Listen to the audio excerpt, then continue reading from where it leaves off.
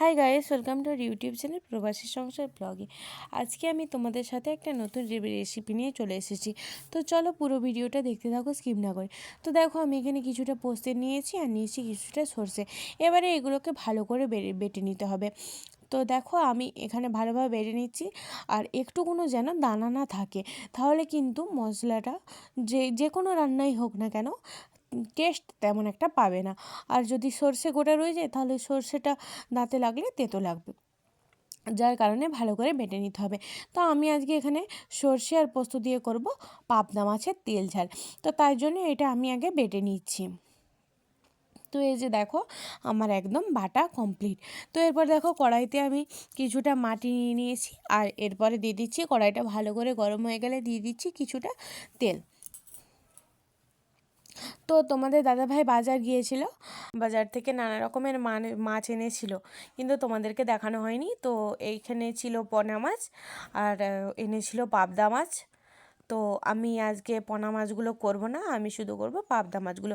কিন্তু আমি না করলেও আমি মাছগুলো ভেজে রেখে দেব, কারণ তোমাদের দাদাভাই ট্রেনে যাবে, যার কারণে মাছগুলো আমি ভেজে নিয়েছি। তো দেখো, তারপরে ছিল কিছু বাটা মাছ আর ছিল পাবদা মাছ। তো আজকে আমি বানাবো পাবদা মাছের তেল ঝাল। তো দেখো, এই মাছগুলোকে আমি একটু ভালো করে লাল লাল করে ভেজে নেব। তো তোমরা দেখতে থাকো পুরো ভিডিওটা।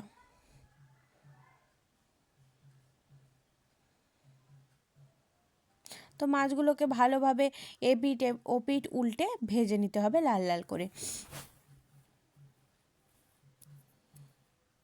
দেখো, আমি একদম লাল লাল করে ভেজে নিয়েছি, একদম কড়া করে, কারণ তোমাদের দাদাভাই ট্রেনে নিয়ে যাবে, তো যাতে খারাপ না হয় তার জন্য একটু লাল লাল করে ভেজে নিয়েছি। এই যে দেখো, আমার একদম ভাজা হয়ে গেছে। আমি এবারে মাছগুলোকে তুলে নেব।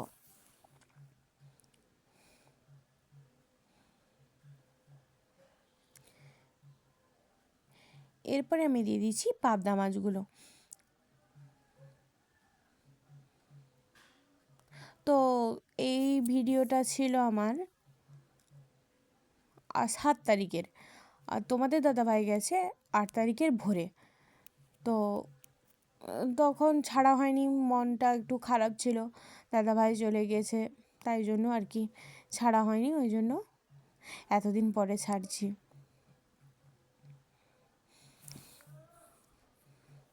তো এই মাছগুলো আমি উল্টে পাল্টে ভালো করে ভেজে নেব।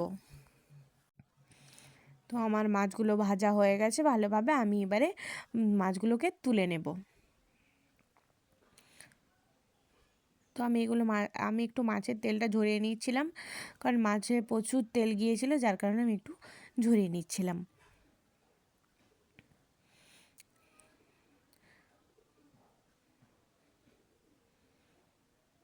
তো এরপরেও আমি বাকি মাছগুলোকে দিয়ে একেবারে লাল লাল করে ওইভাবেই ভেজে নেব।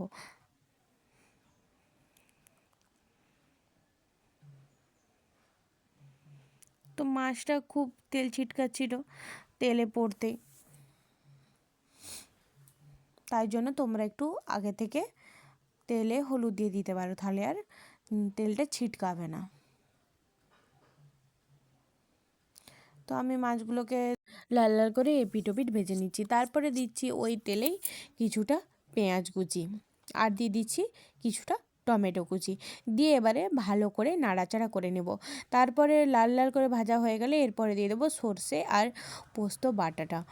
তো দিয়ে ভালো করে একটু নাড়াচাড়া করে নেব। একটু দিয়ে দেব ওই শিল ধোয়া জলটা।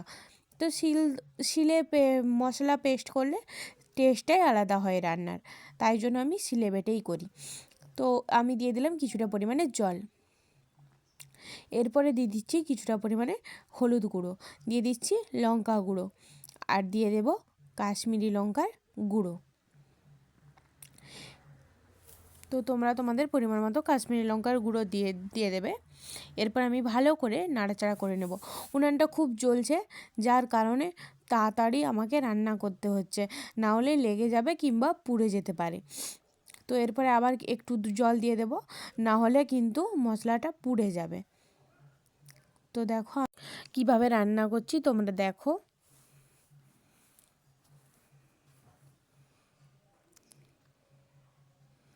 তো মশলাটাকে ভালোভাবে কষে নিতে হবে। এরপরে দিয়ে দিচ্ছি পরিমাণ মতো কিছুটা লবণ, দিয়ে ভালো করে নাড়াচাড়া করে নিতে হবে। তো এই যে দেখো মশলাটা আমার অনেকটাই কষা হয়ে গেছে। এরপরে দিয়ে দিচ্ছি পরিমাণ মতো কিছুটা জল। তো আমি আমি জলটা বেশি রাখবো না, মেরে দেবো, কারণ আমি এটা গ্রেভি গ্রেভি করব, তার জন্য জলটা অনেকটাই মারতে হবে।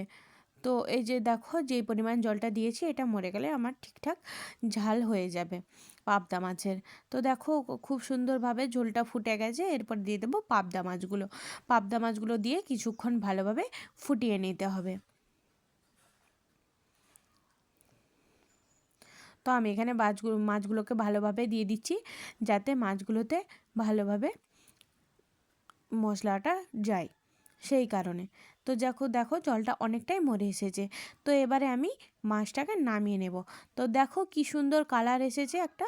তো তোমরা এভাবে রান্না করে দেখো, খেয়ে দেখো, আর কমেন্ট করে জানিও আমার রান্নাটা কেমন হয়েছে। আর লাইক কমেন্ট শেয়ার করতে ভুলবে না। আর সাবস্ক্রাইব করে পাশের বেল আইকনটা অন করে দাও। বাই।